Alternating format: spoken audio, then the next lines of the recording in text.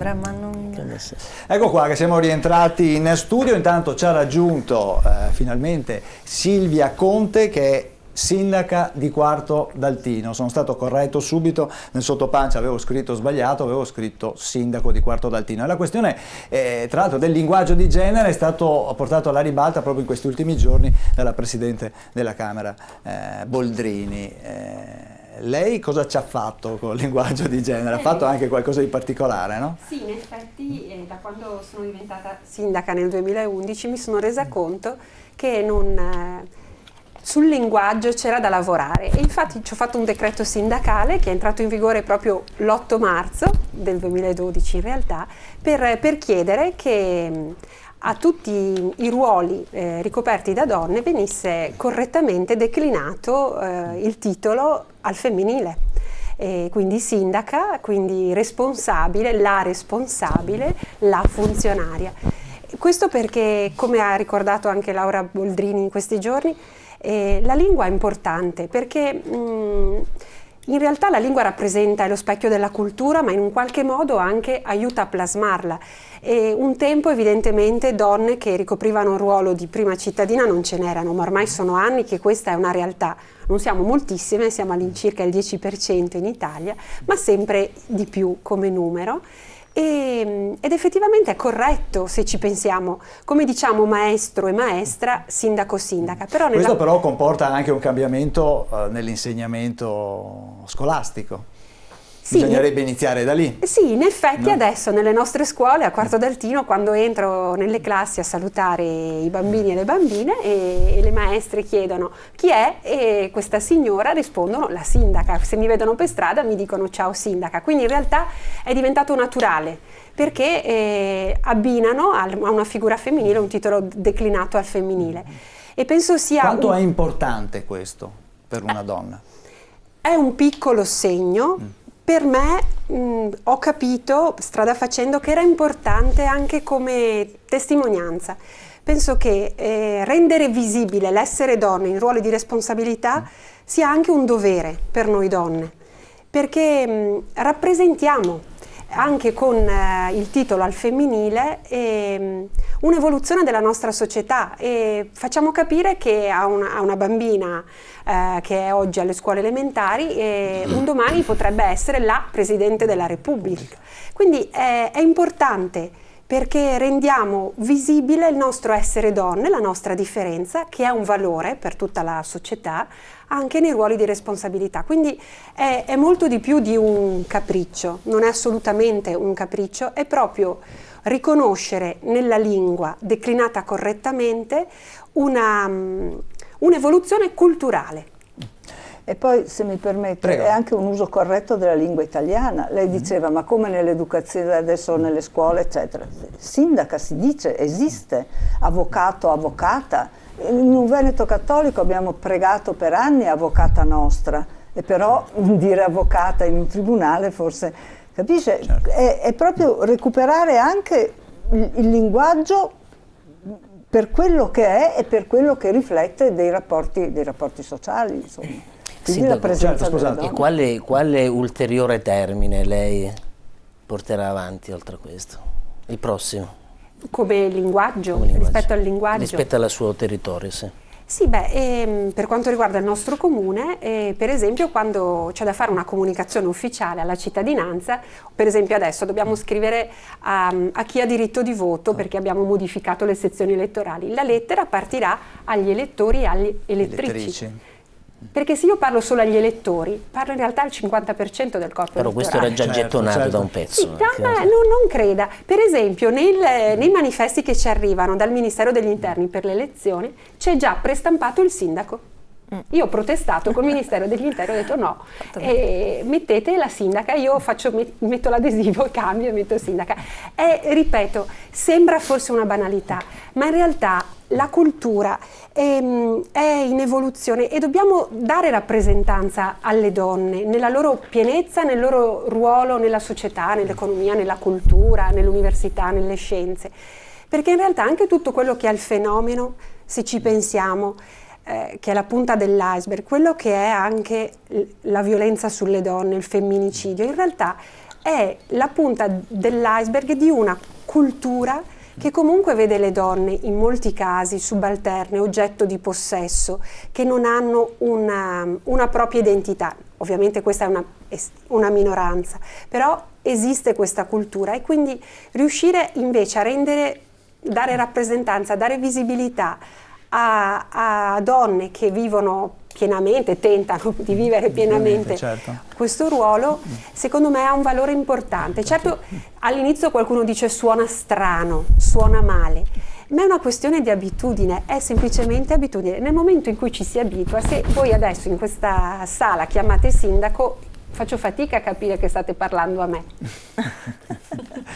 Cristina Grigio, Commissione Pari Opportunità, qual è la situazione in Veneto per le pari opportunità e che tipo di iniziative fate perché appunto questo avvenga? Intanto cogliamo l'occasione per spiegare anche di che cosa si occupa la Commissione Pari Opportunità, che è un organismo che fa capo alla Giunta regionale e ha al suo interno delle rappresentanti elette dal Consiglio regionale, in rappresentanza per esempio delle associazioni di categoria c'è anche Daniela Rader, rappresentanza dell'associazionismo femminile, della cooperazione, e il nostro ruolo ci sono due specificità. Una è quella di cercare di fotografare, soprattutto nella logica dell'ascolto del territorio, quelle che sono i temi in una lettura di genere, quindi prestando attenzione proprio all'equilibrio tra uomini e donne. E poi anche quello di esprimere pareri, forse dal mio punto di vista il più importante, ma anche noi all'interno della Commissione forse ne abbiamo fatto poco uso, è quello di esprimere pareri sulle leggi del Consiglio regionale.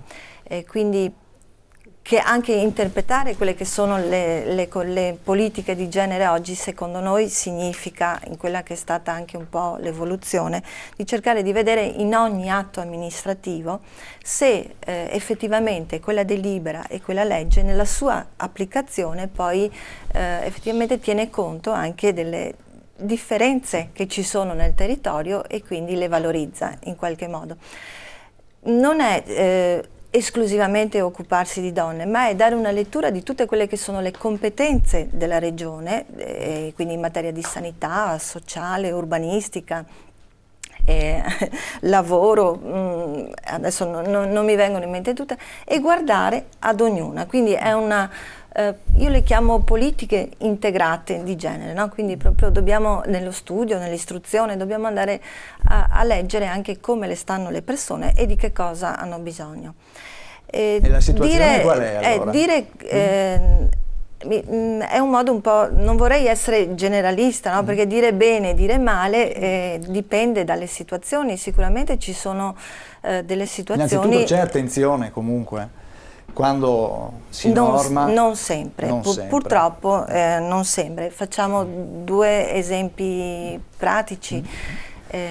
Abbiamo un consiglio regionale, citava prima la presenza femminile nelle istituzioni, no? L'ha ben evidenziato la sindaca che è arrivata adesso. La presenza femminile in consiglio regionale è praticamente nulla, certo. E questa non è una buona cosa, perché una democrazia si esprime quando le voci ci sono entrambi presenti. Io per lavoro ascolto spesso il consiglio regionale, i lavori del consiglio regionale, ed effettivamente sentire, anche semplicemente dal punto di vista del linguaggio, e sentire solo una voce esclusivamente maschile per ore e ore, è inevitabile che chi è lì e decide per il nostro futuro non abbia nella testa, nel cuore, nella sua visione di quella che è la società. Quindi quando voi intervenite per correggere o per orientare sia il linguaggio e anche il contenuto di quello che viene partorito. Certo, cerchiamo di intervenire in questo senso. L'altro esempio sicuramente, che è un tema che a noi è stato a cuore fin dal nostro insediamento, è quello della violenza. Quando parliamo della violenza noi ci siamo occupati soprattutto della violenza in famiglia, e quando ci siamo insediate, per esempio anche gli organismi preposti fra di loro, parliamo quindi di pronto soccorso, forze dell'ordine, volontariato, fondi sociale. Quello dei fondi è un altro discorso, ma nel momento in cui noi abbiamo iniziato a fotografare la situazione della violenza, tutti questi soggetti fra di loro non si parlavano, quindi è evidente che noi dobbiamo incidere sia nella cultura, sia nell'organizzazione del lavoro e nei contenuti. Quindi il si sta bene o si sta male è un modo un po' così, non vorrei essere proprio generalista, nel senso che dipende dalle situazioni. Franca Logo, c'è una questione economica. Ma senz'altro, perché non si fanno le politiche a costo zero per tutto. Quindi quando uno Stato oppure una regione tagli i fondi per il sostegno ai centri antiviolenza è una posizione politica. Ecco, però sì, su questo dei fondi per il Veneto poi vorrei aggiungere qualche cosa, sì, perché non è proprio stato, comunque, non è stato così. Volevo fare prendere alcuni spunti delle interviste che c'erano state fatte. Una ragazza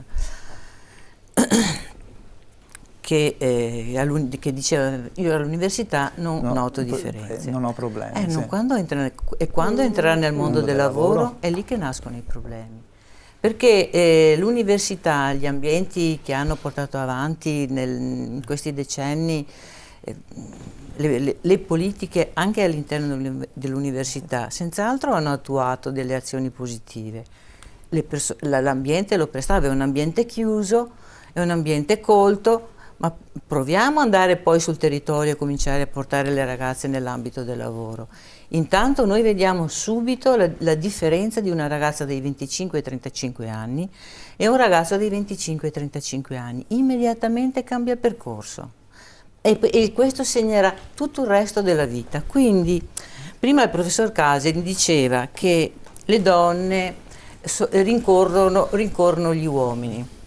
Allora, dobbiamo avere, per esempio, se la Cristoforetti, che è un'astronauta, vuole andare farsi il suo viaggio spaziale, perché da piccola magari diceva voglio fare l'astronauta, non era che rincorresse, semplicemente esprimeva il suo desiderio di fare l'astronauta. Quindi dobbiamo stare molto attenti quando diciamo questo, perché non è rincorrere l'uomo perché la donna vuole fare l'ingegnere. La donna vuole fare quello che ritiene opportuno come professione per sé, senza dover rincorrere nessuno. Sono i modelli sociali che limitano gli ambiti dove lei può operare. Vanno cambiati i modelli sociali. Allora, il modello sociale prima di quello tutto... che vorrei farmi capire, perché fino adesso e non è la prima volta, sono 45 anni che tento di farmi capire che dovete cambiare i modelli sociali, ma io non posso farlo perché il mio immaginario dobbiamo maschile... insieme. Com'è? Dobbiamo insieme, no, i maschi sono bravi, si prendono tutto, lasci perdere, le donne devono imparare a prendere le cose e dominarle, perché fin tanto che usiamo i modelli sociali che hanno inventato gli uomini, che dal Pentateuco della Bibbia fino ad oggi hanno dominato l'immaginario della società, se noi riusciamo a superare questa cosa qui, veramente quello che sta dicendo la sindaca è giusto, anche nei dettagli bisogna andare, perché se no rimane nell'immaginario della gente, sindaco, sì, donna, vabbè, per caso. No, non è che si è guadagnata a una sua dignità, perché la parola, l'identità che crea la parola è fondamentale. Però una delle intervistate all'inizio diceva anche che era dell'idea che se una donna vuole riesce, che quindi sostanzialmente le opportunità c'erano. Ma scusa, non so se sto parlando di un'altra cosa. Allora io faccio un percorso, io faccio un percorso dentro una foresta, lo disegno io, dopodiché dico alle donne adesso fatelo anche voi. No, io vorrei che la donna facesse il percorso e dire ai uomini bene, la situazione non possiamo continuare a vederla come volete voi. Adesso dobbiamo imporre una filosofia, chiamiamolo una etica femminile. Insomma, questo che mi in Italia è 50 anni che stiamo facendo questo discorso. Ma no, sono 3.000 anni che non riusciamo a farlo. No, che le femministe stanno facendo questo discorso. Adesso non puoi eliminare così nel giro semplicemente. Non lo elimino, sto dicendo che... Riconosci che c'è una posizione delle donne, ti dico in Italia, ma in tutto il mondo, insomma, che in qualche maniera ha cercato di riprendere uno spazio proprio, una forma di pensiero proprio. Cos'è che è successo? Cioè, cos'è che manca effettivamente? Una riflessione maschile su questo.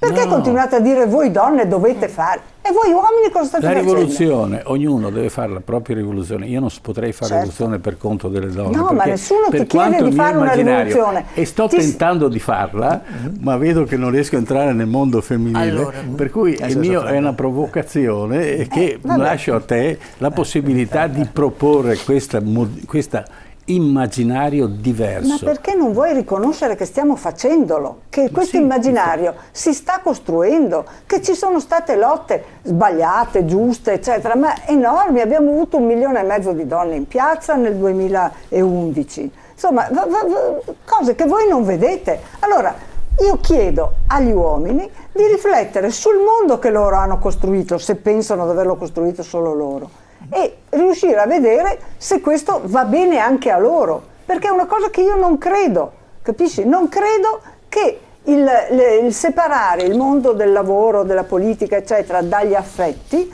sia una cosa che convenga agli uomini, per esempio. Credo che veramente il vostro percorso dovrebbe essere quello di riuscire a recuperare una parte di quello che avete attribuito al femminile, sbagliando oltretutto, ma recuperarlo per voi, lasciando perdere quello che noi dovremmo fare, perché quello già lo facciamo.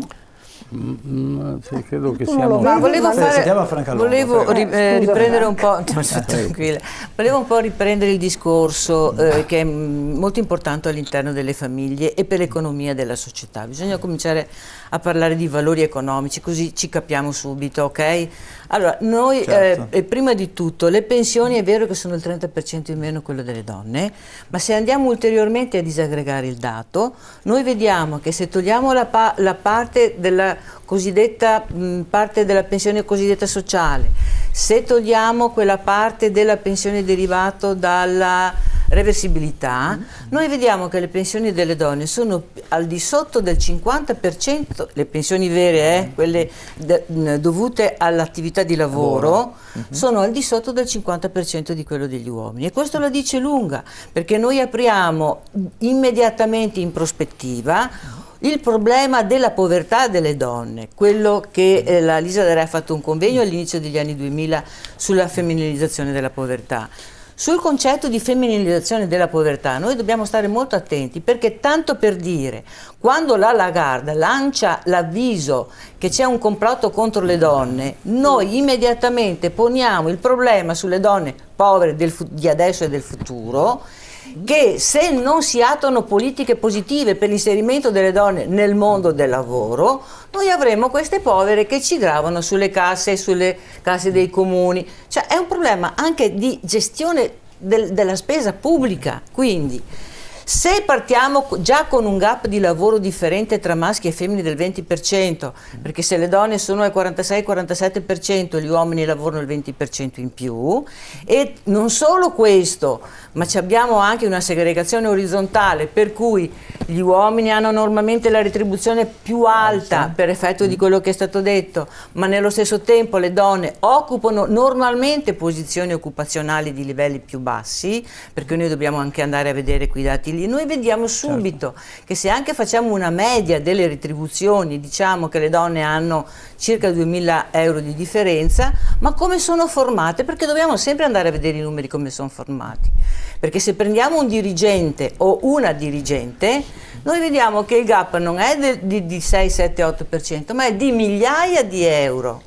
Ovvio che se io prendo un operaio o un'operaia il gap è di 6-7%, ma lo stipendio mega galattico che può vantare un grande dirigente non ha niente a che fare con la retribuzione della donna, e non è soltanto in Italia, noi vediamo per esempio anche nell'alta finanza, a parità anche di nel cinema. anche nel cinema, quindi è un problema molto serio. Se lo stanno ponendo un po' dappertutto, ma c'è un altro aspetto ancora più grave di cui dovremmo parlare oggi: come pesa la crisi economica, come pesa tra maschi e femmine questa crisi economica, cosa lascerà di danno nella società. Bisogna parlare di cose concrete. Che vedessimo assieme alcuni dati che abbiamo preparato, ci sono alcuni grafici che sono stati pubblicati quest'oggi, li abbiamo ripresi per capire qual è la percentuale di donne nei consigli d'amministrazione, ma vedremo poi anche, eccoli qua, vedo già, queste sono le donne negli organi di amministrazione delle società quotate italiane. Questo è l'escalation, diciamo l'andamento nel corso degli anni dal 2008 al 2014. Come potete vedere, appunto, siamo arrivati al 22,2% dell'anno scorso, eravamo al 5,9% nel 2008. Se vediamo anche la grafica... È servita una legge però.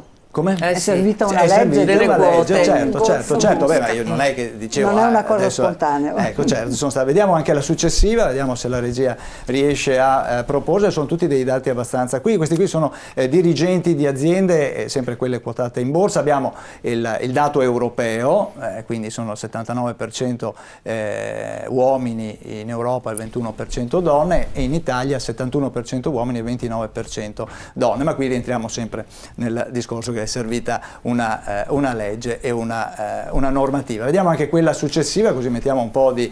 Ecco qua, questa è interessante, come la disoccupazione femminile nei paesi principali dell'Unione Europea. Allora vediamo Grecia 31,4%, 26,7% in Spagna, 13,1% in Italia e poi scendiamo fino al 4,9% della Germania. Interessante vedere come Grecia, Spagna e Italia siano i paesi dove la crisi economica ha pesato di più. Andiamo poi ancora a quella successiva, vediamo ancora altri dati. Eccolo qua, qui parliamo di precariato nel lavoro. In questo caso sempre i dati sono raffrontati tra Unione Europea e Italia. Come vedete anche nella precarietà la percentuale di donne con lavoro precario è maggiore rispetto a quello degli uomini, con un 2% di scarto in Italia. Vediamo anche quella successiva. Quella successiva è interessante perché parliamo di figli in questo caso qua, e qui abbiamo le donne occupate in base al numero dei figli. Allora, in Europa con un figlio 63,4%, in Italia il 57,8%. Per quanto riguarda due figli, se la donna ha due figli, la percentuale delle occupate scende, 60,6% in Europa, 50,9% in Italia. Con tre figli, una donna con tre figli, una famiglia appunto con tre figli, in questo caso la donna lavora solo nel il 35,5% dei casi, il 45,6% in Europa. Ecco, questi sono dei dati che danno un po' uno spaccato, un quadro della situazione per quanto riguarda la questione lavorativa. Franca Longo, interessante il dato, dicevo prima, quello della disoccupazione femminile nei vari paesi, dove appunto i tre paesi, eccola qua, la regia lo ripropone, prego. Allora, voglio sottolineare un punto e vedere quali sono i tre paesi che hanno la maggiore disoccupazione. Sì, la maggiore sono Italia, Spagna e Grecia. Guarda caso, ci manca il Portogallo, poi siamo esattamente dentro i quattro paesi che hanno lo stesso modello di welfare, ed è il modello familista. Quindi quando noi andiamo a parlare di come modificare l'assetto istituzionale e anche di prospettiva di governance di uno Stato, dobbiamo parlare di quale modello governa i paesi, che politiche adottano i singoli paesi, come hanno fatto uscire da determinate situazioni, perché negli altri paesi c'è maggiore maternità, perché negli altri paesi ci sono maggiori servizi, e come mai questi tre paesi che rappresentano i paesi a rischio default, la Grecia c'è già, l'Italia un pochino là e la Spagna uguale, compreso il Portogallo, e dobbiamo fare di questi ragionamenti. Cosa concorre a portare il default? Senz'altro una crisi di di varia natura sulla categoria degli imprenditori che non hanno fatto innovazione o non l'hanno fatto innovazione, ma anche su quale elemento proprio determina un fattore di liberazione delle donne da questo modello familista sulla quale scarichiamo tutto sulla famiglia e sulle donne il lavoro di cura. Questo è uno dei punti centrali della politica italiana. In tutti questi ultimi 20 anni, dove negli altri paesi hanno attuato politiche, azioni positive nei confronti delle donne e delle famiglie, facendo tantissimi servizi, dando garanzie di cura agli anziani e ai bambini, in Italia non si è fatto nulla e questo nessuno ne parla di questo. Ma come mai? Ma come mai si parla sempre di innovazione e non si parla mai del fattore umano che gioca all'interno di questa struttura società? Questa è la cecità degli uomini. Si parla di innovazione e basta. Il fattore produttivo di uno Stato è anche la maternità. In Francia c'è il 2% di maternità, di nascite di figli per coppia. In Italia le italiane hanno 1,23. 1,42 giusto perché c'è qualche straniero, con 1,23 ancora in calo. Dove volete che andiamo in una società? I costi di gestione di una popolazione anziana nel Veneto, prendiamo il Veneto visto che siamo nel Veneto, sono 2 anziani per giovane. Anche se noi cresciamo del 3%, non recuperiamo il gap di sostegno alle famiglie con una popolazione che invecchia con questi trend.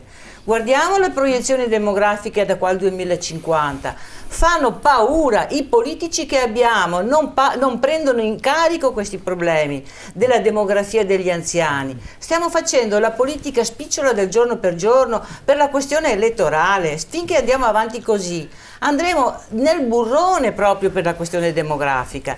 Questa è la Lagarde, un altro avviso che aveva lanciato 4 anni fa, l'aveva detto: se non attuate politiche a sostegno per l'invecchiamento della popolazione, neanche se crescete al 2% annuo riuscirete a farci fronte. Quindi la Lagarde adesso ha parlato di congiura, diciamo così, ma 4 anni fa aveva lanciato questo avviso. Questo avviso. Caspita, è gravissimo. Certo. Silvia Conte, com'è che coniughiamo e riusciamo a mettere assieme questi 2 aspetti? Cioè, nel senso, lei è una sindaca, lavora, adesso io non so se abbia famiglia, figlio, quanto sacrifica, quanto si deve mettere da parte, la decisione, la scelta di fare figli, ad esempio. Sicuramente in questi numeri si vede tutta la chiarezza, insomma, di quella che è la situazione, però effettivamente, come diceva Carlo, non se ne parla. Sì, sono d'accordo con queste riflessioni. Bisogna avere una visione di lunga durata. Sono assolutamente d'accordo con le riflessioni fatte da Franca Longo. Io ho la gioia di essere mamma di 2 ragazzi di 11 e 13 anni.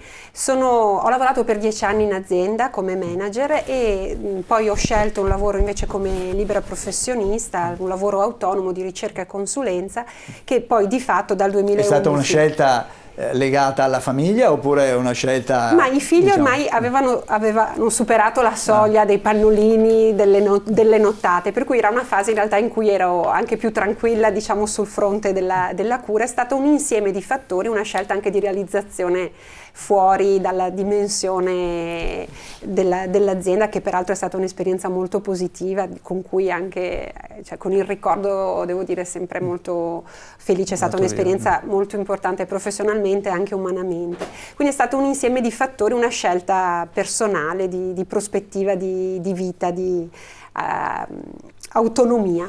E poi di fatto con il 2011, quando sono stata eletta sindaca, devo dire che si è reso davvero impossibile conciliare questo compito per la mia comunità e il mio impegno lavorativo, per cui di fatto ho rinunciato al mio lavoro temporaneamente in questo comunque momento. Ha comportato comunque una rinuncia. Sì, devo dire che sono d'accordo con questa analisi. Io appunto supero la media nazionale avendo 2 figli. Penso che davvero dobbiamo riuscire ad attrezzare la nostra società, le nostre aziende e i luoghi anche fisici, anche dal punto di vista urbanistico delle nostre città, a misura di famiglia, di donna, di bambini, perché si è cresciuti nel tempo in questa sensibilità, rispetto penso ai paesi scandinavi, dove la percentuale di donne che lavorano supera il 70% e il numero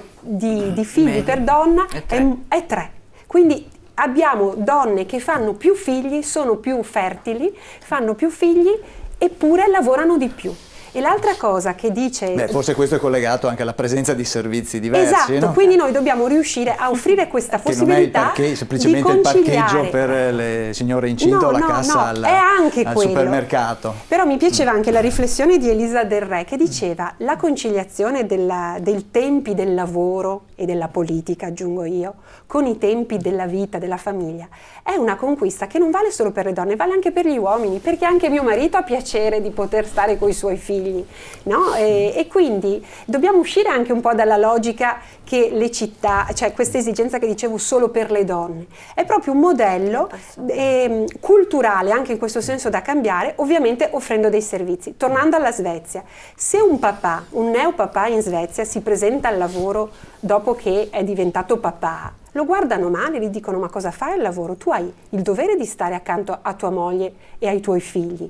Mentre in Italia succede l'opposto: se il marito per caso si prende il congedo che finalmente la legge gli riconosce di un giorno o no, ha la possibilità anche dal 2000 di poter prendere il congedo parentale. A Quarto d'Altino abbiamo dato il premio a un papà, come premio famiglia, a un papà che aveva scelto di prendersi 2 mesi di congedo parentale, però non tutte le aziende la accolgono con favore questa cosa, per cui c'è molto da lavorare e secondo me andrebbe anche, per esempio per la Regione Veneto, introdotto il cosiddetto bollino rosa per le aziende che applicano concretamente politiche di conciliazione per tutti, uomini e donne. Lo fa il Trentino, potrebbe farlo anche il Veneto. Ci fermiamo un attimo che andiamo in pubblicità, poi ritorniamo e sentiamo anche la voce anche del lato destro dello studio. Dopo la pubblicità, tra poco.